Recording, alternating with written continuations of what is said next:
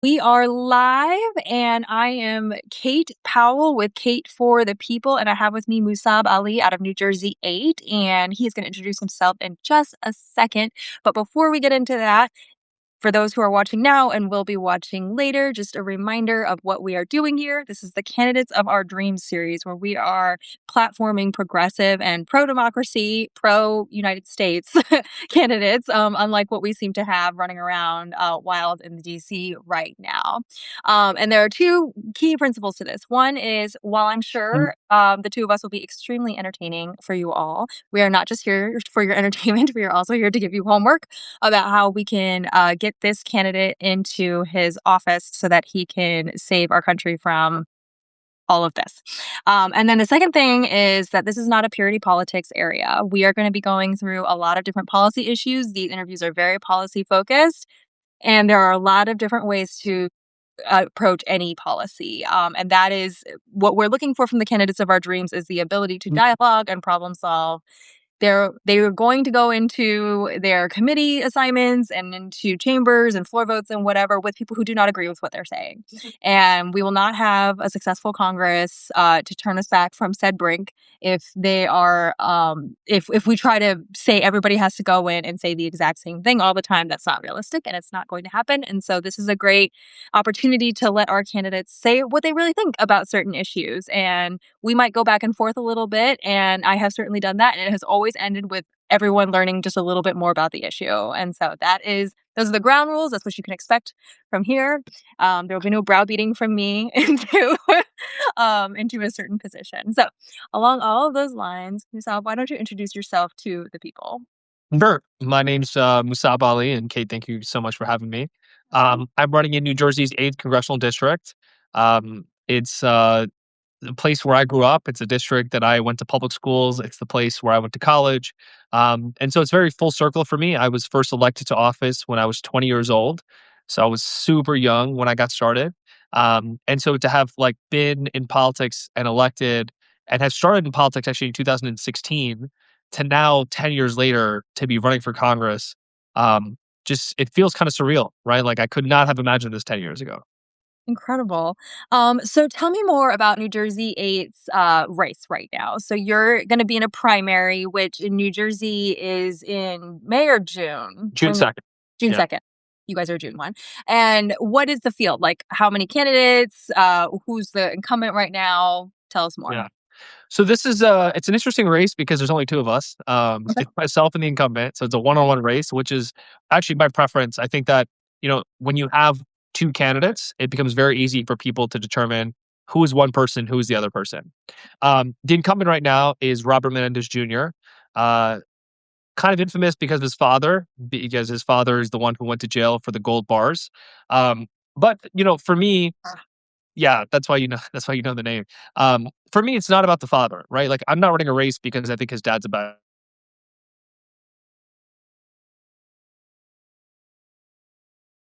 We just need to get rid of establishment Democrats, right? Like I think that the establishment has let us down.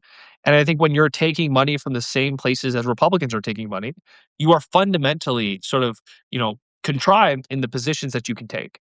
And so for me, when you look at his track record in terms of who donates to his campaigns, the vast majority of that money is coming from corporations and organizations like APAC. Got it. Okay. So those are all fair critiques. And what would you say is uh-oh. Are you still there, Sorry Musa? about that. No, it's okay. Yeah, I'm still here. Okay. I think it just disappeared for a second.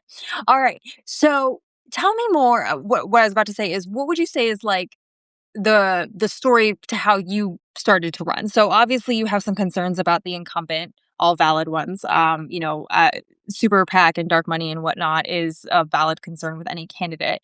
But what kind of led you from disgruntled constituent to actually running? Because obviously there's a wide chasm in between both things. You obviously have a history in politics, but it still is like, you're going from, local politics to a federal seat, which is notoriously difficult, and you're running against someone who's been, I would say, fairly successful as far as like courting his district. So what is it that got you from point A to where you are now, where you're actually running against from?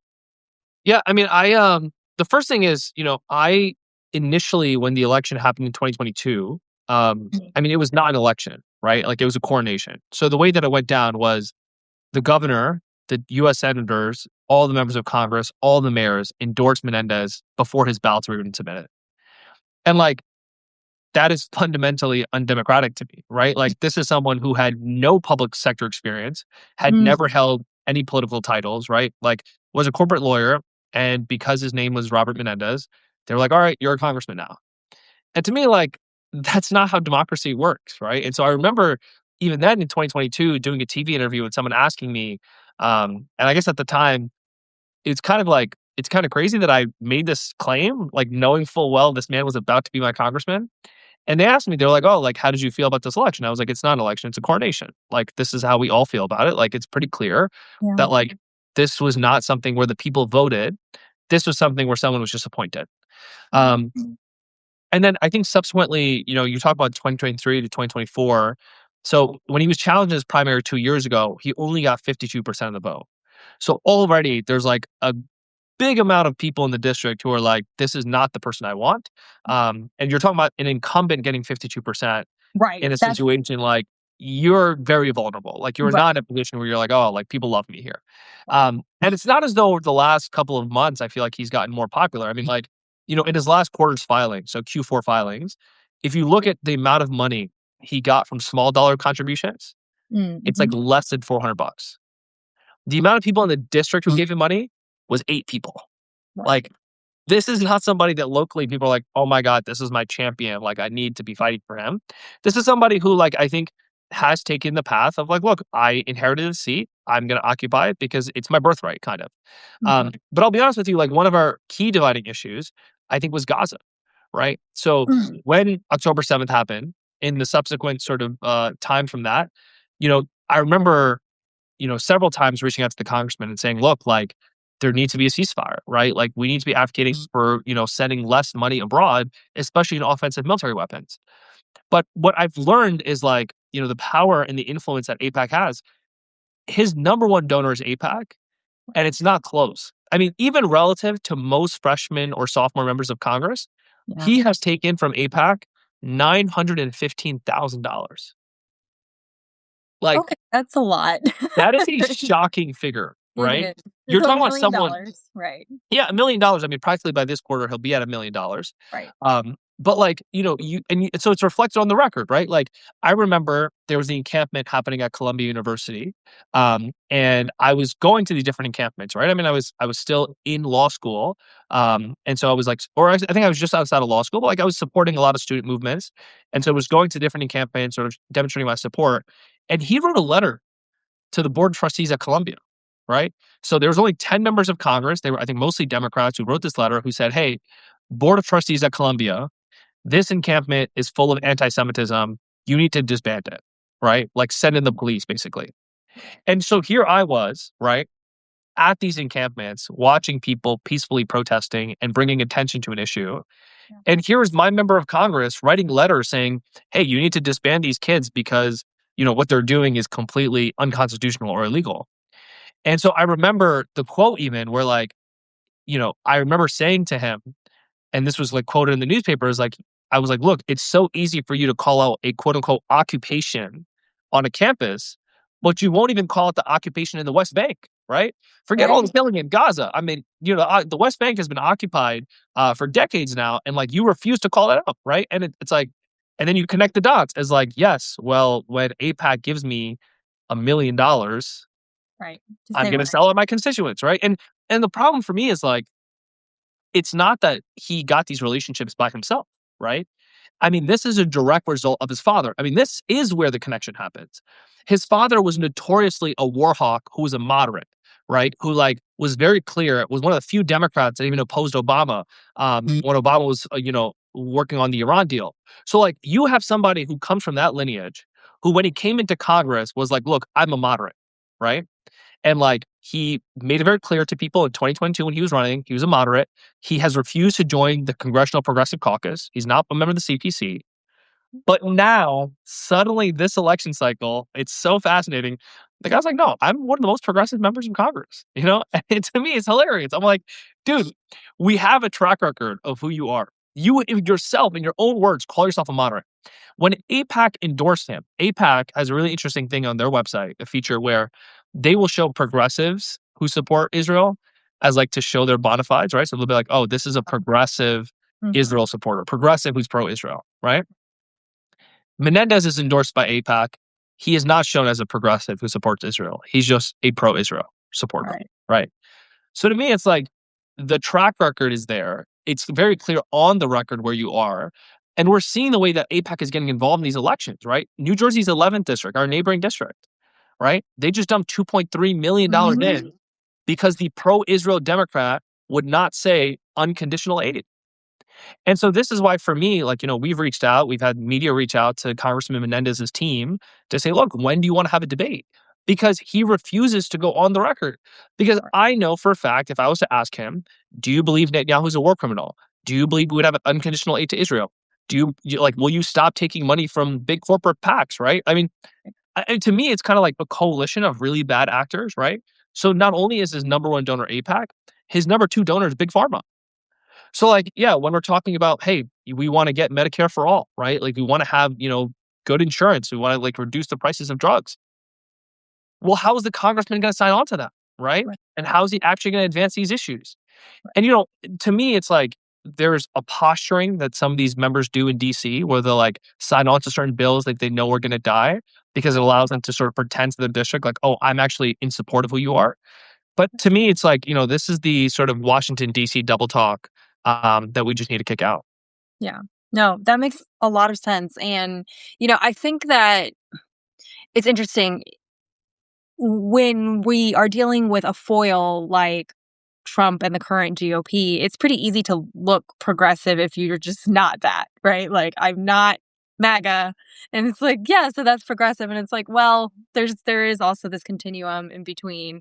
And I can appreciate I can appreciate the issue of like it's easy to kind of camouflage in that type of environment of, well, at least I'm not Trump. And, you know, I know I'm tired of it as an independent who used to lean right and now I lean very left, very left. It's I have never been very like enchanted with candidates or with incumbents who say things like, "Well, at least I'm not the other guy, though," right? And it's like that's not. I'm not electing you to not be the other person. I'm electing you to advance the policies that are good for the American people, which the data is very clear are the left liberal policies. The end. Like that's research is a great thing for all of us to do. So thank you so much for, first of all, standing 10 toes down on all of that. And, and for really like painting, the picture. And I think this is a very fair assessment of what's been going on with a lot of establishment Democrats, particularly ones that, are in like New Jersey, right? A lot of safe blue districts. It's easy, if you're on the Dem ticket, it's like, well, this is kind of a shoe in.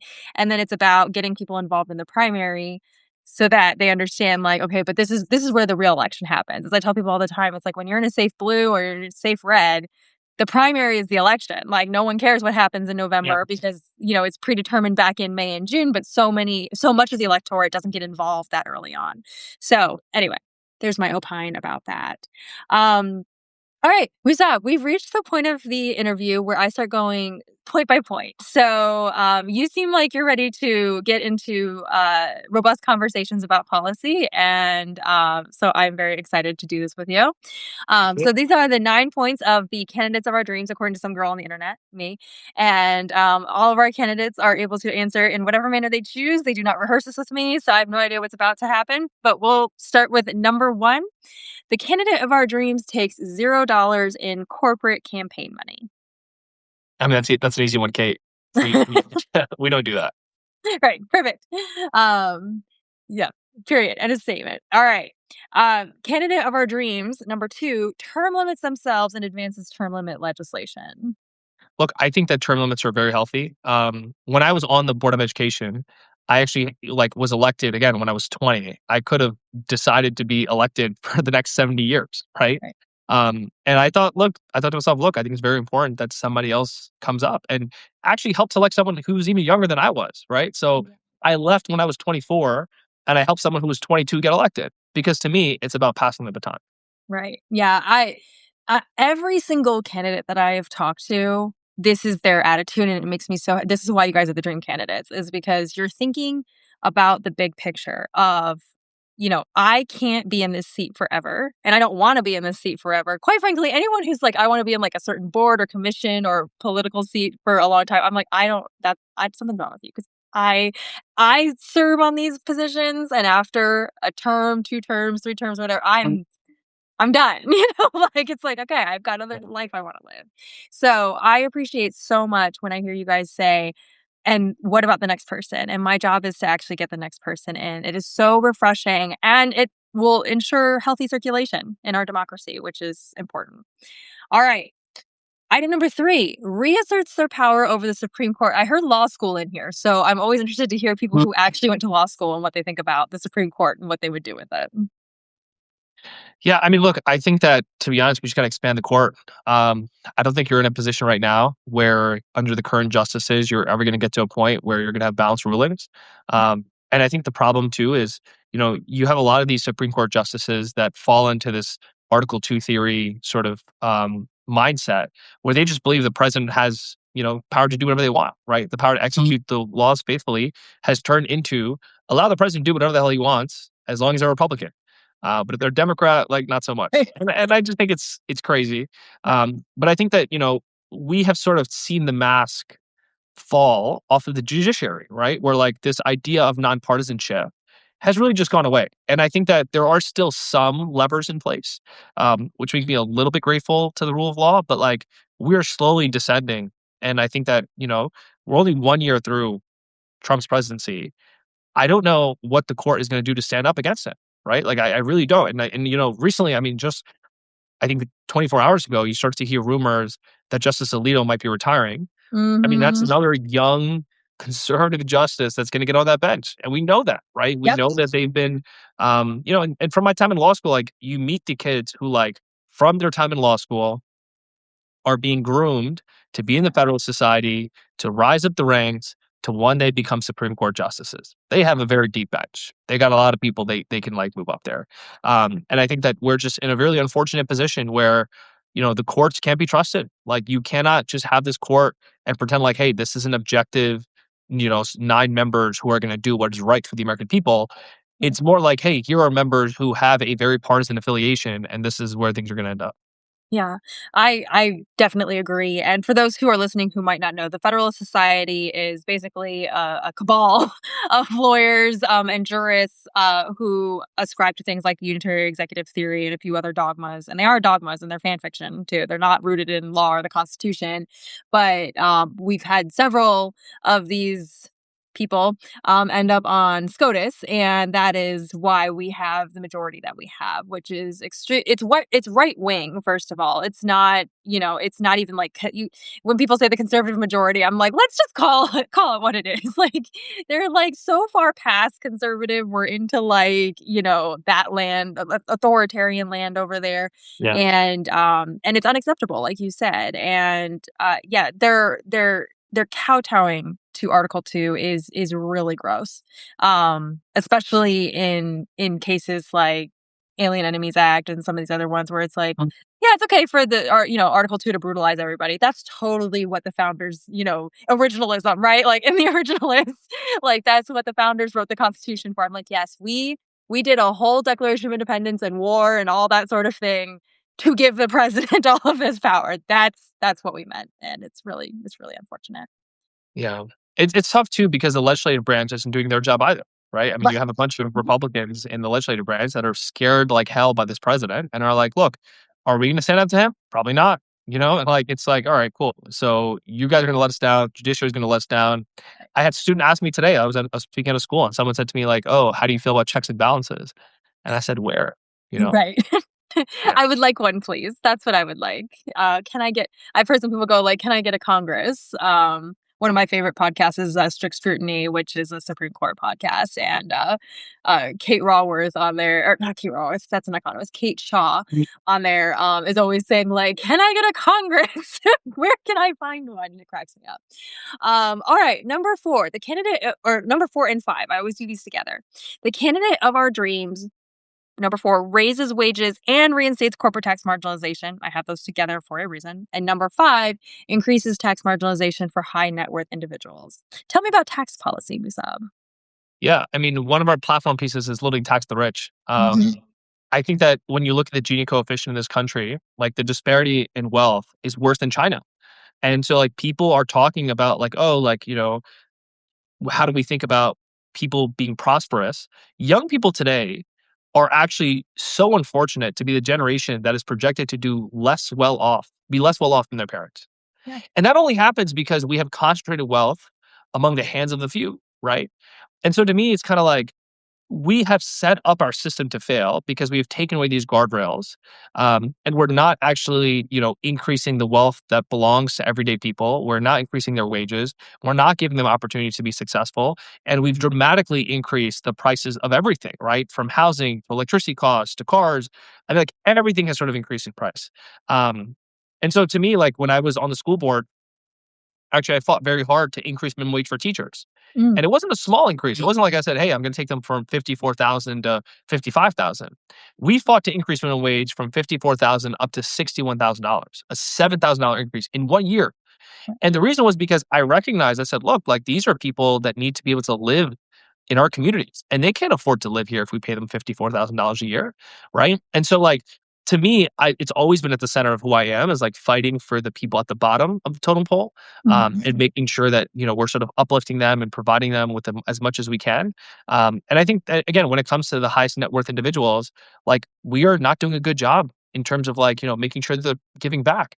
Again, I had someone ask me today about this earlier, where they were like, "Oh, like, do you think it's the job of the government to redistribute wealth?" And I asked them, I said, "What happens when the government doesn't?" Right? Like, Right, if not the government, then who does that? Right? And right, what we're seeing under this current administration is we're on pace to have our first trillionaire.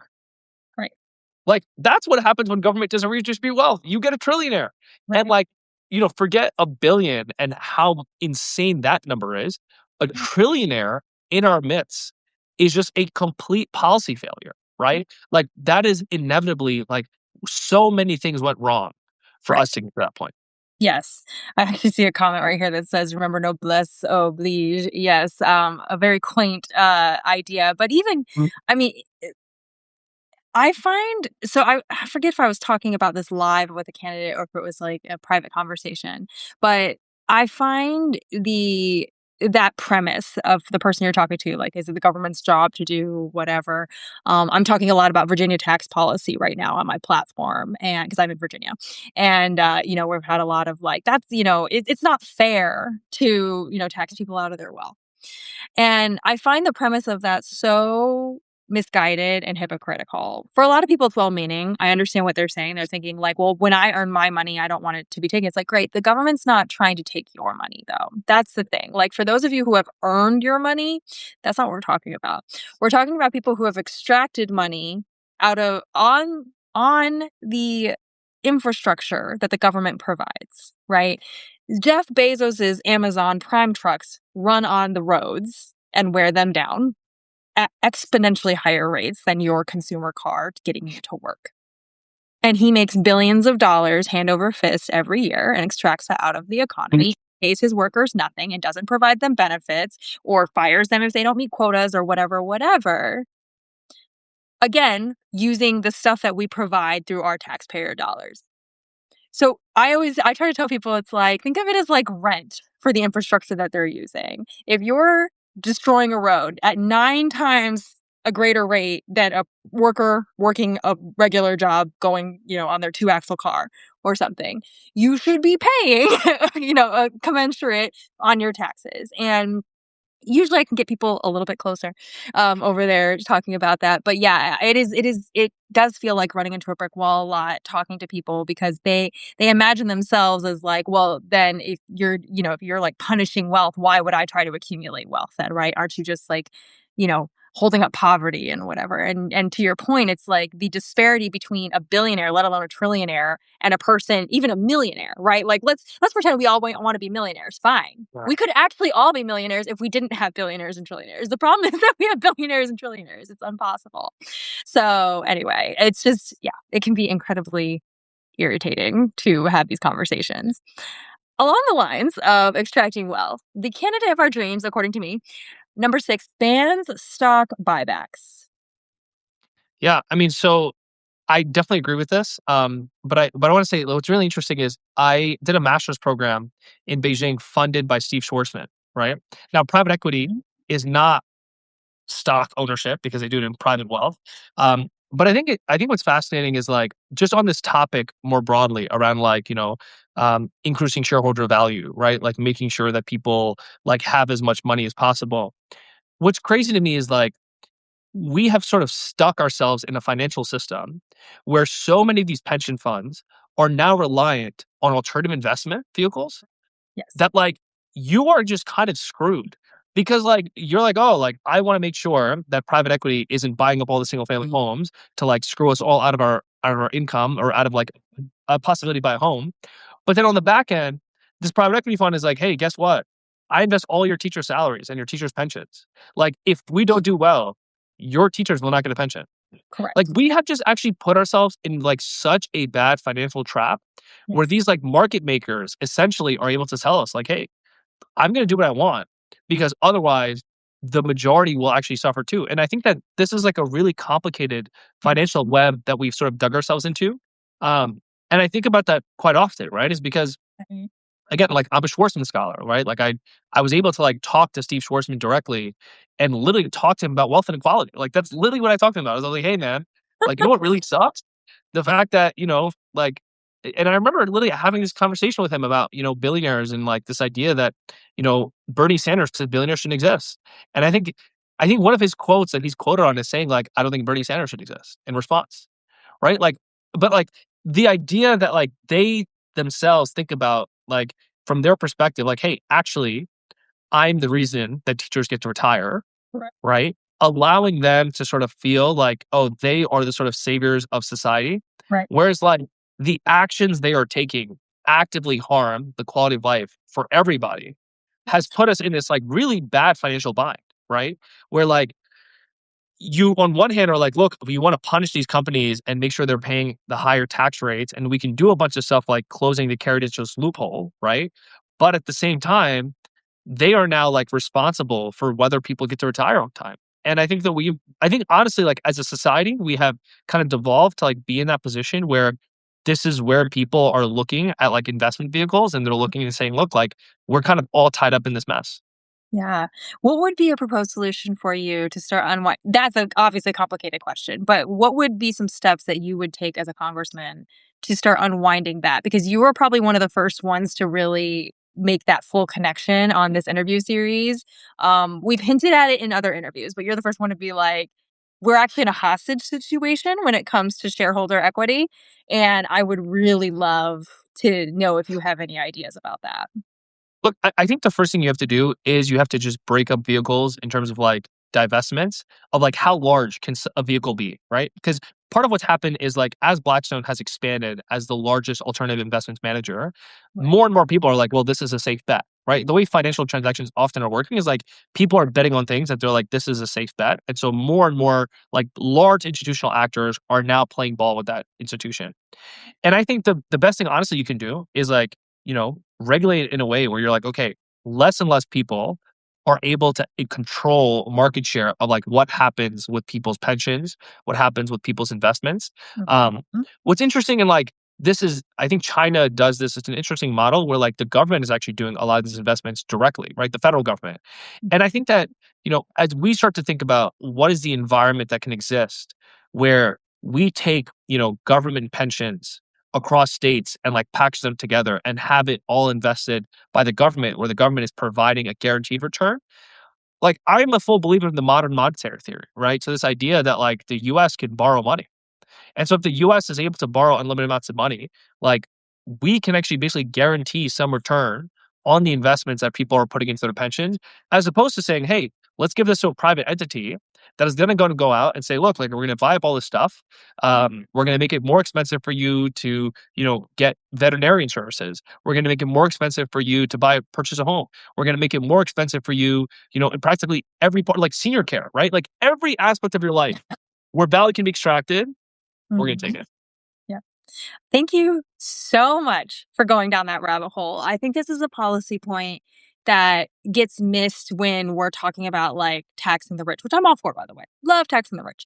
But it does, like you said, it doesn't matter if the overall health and wealth of the entire economic ecosystem for middle and working class is also, like I said, tied up in the Gordian knot of this. Like we have to find some way to start breaking up those relationships that are bound up so tight. Your talk about Blackstone having a monopoly, and for those who are listening now or will be listening later who are like, what the hell is happening? I just want you to imagine that basically what's going on is you have something called private equity, and it invests in a bunch of different industries like senior care, landlords, that sort of thing. And it's not a person; it's a big old conglomerate of money that a bunch of people have thrown in.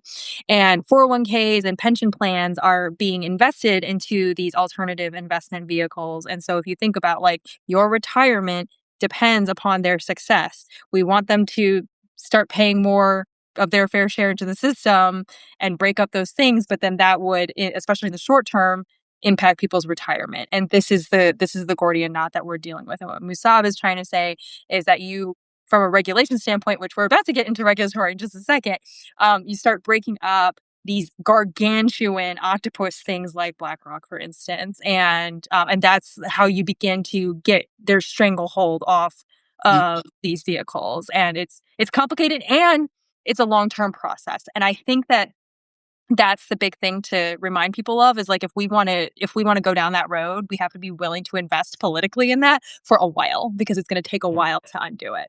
So thank you for getting into that wonkiness, but it's such an important issue that a lot of people don't touch on, and I really appreciate your input on that.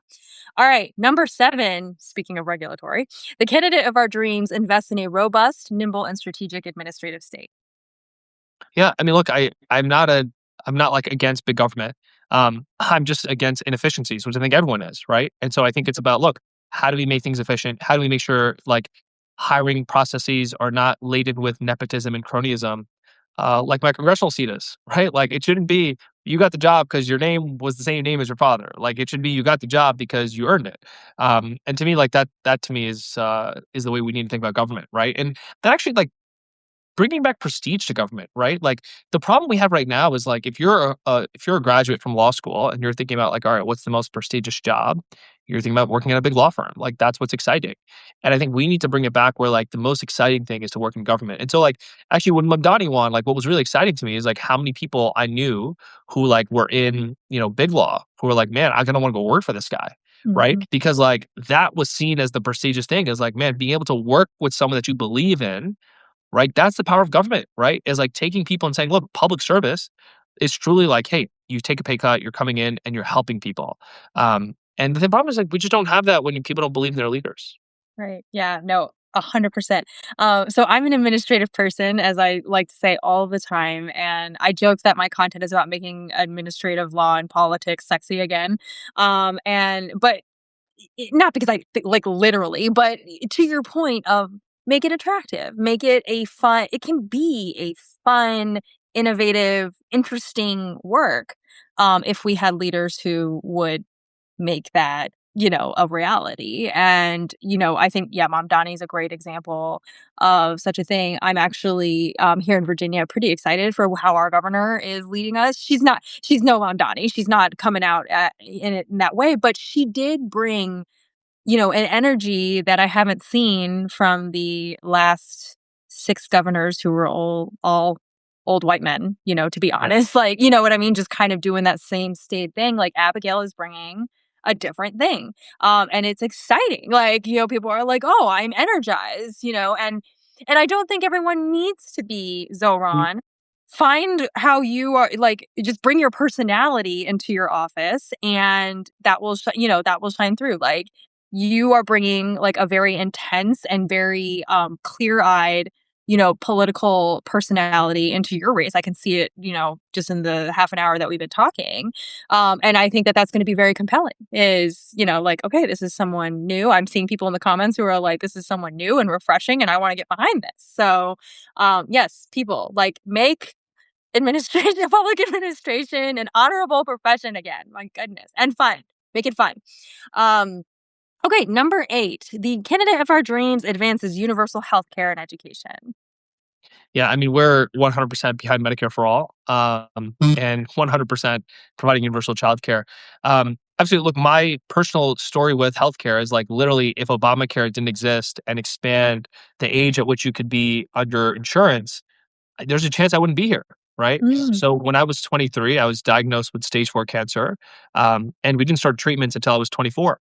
And so I think about that all the time because literally I got into a clinical trial just because of the fact that I was under my mom's insurance. right. And, like, had I not been under her insurance or had I had to, like, find something on the market, like, there's a chance, 1, that, like, maybe I wouldn't have had healthcare, right? Like, I'm a young person, I'd probably be like, "Oh, like, we'll take the gamble." Or 2, like, I would not have gotten the same level of treatment that I did. And, like, how unfair is that, right? That, like, just because Obamacare extended some of these years, like, I got lucky, but, like, in another situation, I don't. And even Obama talks about this as like, their whole goal was always universal healthcare. Like all of these presidents, starting from President Truman, right? Like their whole goal was like, hey, I want universal healthcare like the rest of the world. Right. Everybody else does this. Like we all want to get there.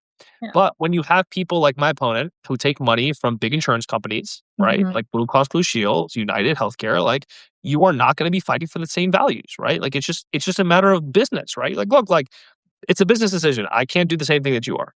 Right. Yeah. No, thank you for thank you for pointing out that we've been trying to get to universal healthcare for decades, and there is no reason in this particular country with our particular set of skills and resources why we can't have it. It is a choice to not have it in this country, and a very unfortunate one. All right, number 9. The candidate of our dreams commits to multilateral, non-interventionist foreign policy. You already touched on this earlier, so I'm fairly certain I know where you stand in general, but I would love to hear any more explanation and expansion on that. Yeah, I mean, broadly, we have a platform of stopping endless war, right? Like, we think that we should invest in schools and hospitals here at home, not bomb them abroad. And so, like I mentioned, like with Gaza, right? Like, it's pretty clear. Like, what's fascinating to me about that whole topic too is, I remember in October of 2023 when they bombed a hospital, and Mhm. they were like, "No, it wasn't actually a hospital." There was this whole debate around like, was it a hospital? Was it not a hospital? Right. By the end, Gaza had no hospitals, right? Like, there wasn't a question about, like, was it a hospital or not? Like, they just, Right. they everything's in rubble. Right. And I think to me, what really is tough about this is, like, America suffers as a direct result of these choices, right? Like, America sometimes I think Americans, we tend to, like, live in this silo, like, we just think about America and, like, our own project, but, like, the rest of the world watches. And like the rest of the world is able to use things like us giving unconditional aid to Israel as sort of a way to break apart our alliances around the world. Well, they'll say, look, like, sure, America supports you as a country. But like, what if Israel was to turn against you? Do you think America would still support you? Right? Like, we just are put in this position that I don't think is a healthy position as a nation, let alone the nation that's supposed to be leading the world. Right? Like, the whole thing around the American dream, the American concept was that we had these values and that other countries looked up to us because like we had the moral righteousness to say, look, this is what's right and this is what's wrong, and we do what's right. And I think for a long time, America has been off that path, right? Yeah. That instead of making the right decisions, even if they're hard decisions, right? We are in the phase of like, look, we will make the decision that just expands our power, right? And just demonstrates power over and over and over again. And it's frustrating, right? Like we go to the United Nations and you watch as every other country is like, hey, like you should have a ceasefire, you should stop. And we're like, no, veto, right? Right. Like the ICC is like, hey, Netanyahu's a war criminal and we're like, "Ah, like, when is he coming back to the US? Like, when can we see our favorite guy?" I mean, it's just, it's insane to me that, like, that is the way that I look at this country. And there are people around the world who watch that. And as they watch this, it, like, becomes very clear to them that, like, America is not a trusted ally.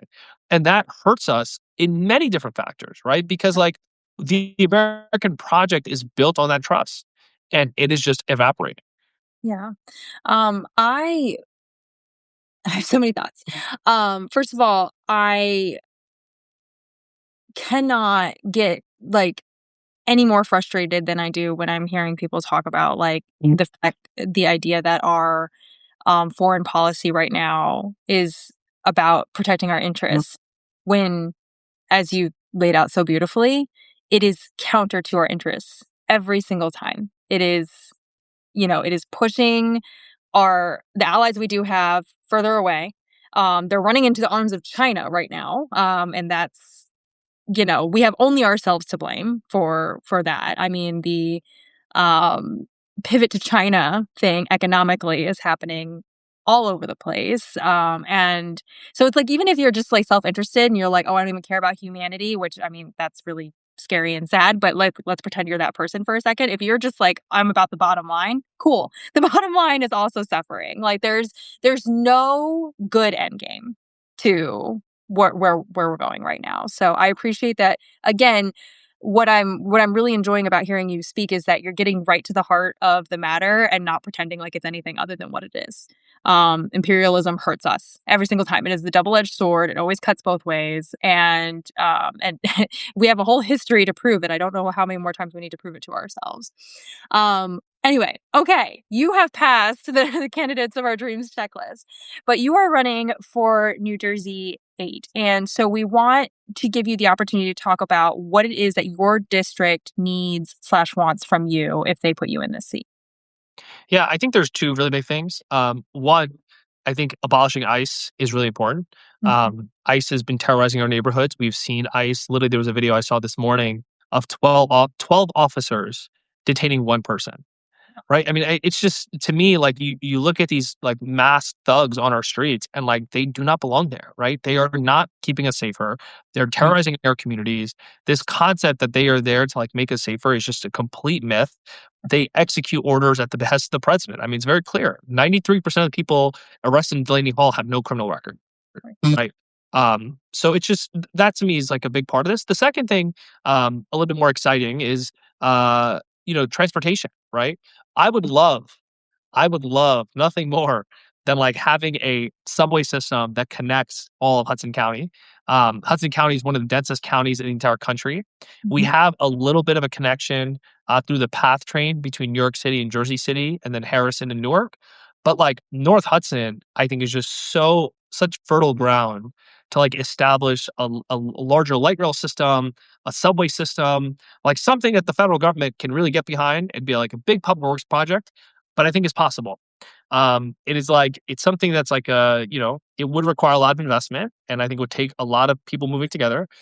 But my dream is in 2028, we get in 2026 and 2028, we help to elect the next president. And my only ask for them, it's not going to be for me, it's going to be for my district. Mhm. I need that subway. I love that. So I've heard public transit so many times across this series and even in some of the things that are going on in state politics here. I don't know of a single person who wakes up and is like, "Yeah, I'm chilling with my public transit." Like, our country is so backwards on on transit in general. It is infuriating. So 100%. yeah, amazing. All right. This is the point of the interview where we get you to tell everybody what they can do to get you into the New Jersey 8 seat. So please tell us when your primary is, any voter registration nuances. I'm talking to people from all over, and there's always something strange. So I always want to know what is the idiosyncrasy about your district's race. And then also tell us where we can find you, socials, website, how people can volunteer, donate, especially if they can donate slash volunteer out of the district. So please tell us all the things. Yes. Anyone can donate. Anyone can volunteer. It doesn't matter where you are. Um, our Instagram is Mussab Ali JC. It's because I'm from Jersey City, so Mussab Ali JC. Our website is alifornj.com. Mhm. So you can find us on our Twitter. I think it's also Mussab Ali JC. So the same thing on Twitter as it is on Instagram. But we're also on Blue Sky at Mussab Ali, and then I think we're on Threads, sort of the same thing. Look, Instagram is probably like our biggest platform. Like that's where we're the most active. And then I think the biggest thing here is, look, we are not taking money from corporations. We're not taking money from special interest groups. Certainly got not getting $1 million from APAC. And so what that means is we need to raise money from grassroots individuals, right? Everyday people who are willing to step up, who are willing to say, look, we want something different in DC. And look, I'll be honest with you, I do think that right now there is an anti-establishment sentiment that exists in this country. Yeah. I think a lot of people are very frustrated with the establishment Democrats. They're frustrated with the people in power. And I think that can lead for us to have this really unique window where people are ready for something different. And that's what we're trying to represent. Amazing. And actually, you are spot on. The data is with you. For those of you who don't already follow G. Elliott Morris on Substack, his Substack is Strength in Numbers. He has been putting out a ton of data about how the electorate is not ideological. And in fact, it's anti-establishment, especially right now. And so I could not agree more that this is our window for really pushing forward some progressivism that maybe there wouldn't have been as much of an appetite for pre 2024, and we need to take advantage of it right now for the sake of 100%. all the things. So, Musab, thank you so much, first of all, for running, for your decade in public service already that you have committed to and obviously done stellar things in, and how you are completely dedicated to your district, New Jersey 8, but also to our Democratic Republic in general. And that is, that's why you are the candidate of our dreams for this district. So, everyone, when I send out this recording, as always, I will put in the links to all the things so you don't have to remember any of it. I'll also put in all the election dates and registration deadlines and whatnot so that you can support Mussab in this race. His primary is June 2nd. And in a blue district, in a blue state like New Jersey and New Jersey 8, the primary is the election. This is the time. By the time we get to November, unless something very dramatically is different in our country at that point, it's whoever won the Democratic primary is probably going to be your next congressperson. So this is the candidate of your dreams. You have to go make it happen with your donations and your time. So let's do that. All right, everyone, have a great night. Musab, thank you again. All right. Thank you, Kate. Appreciate you. All right, bye.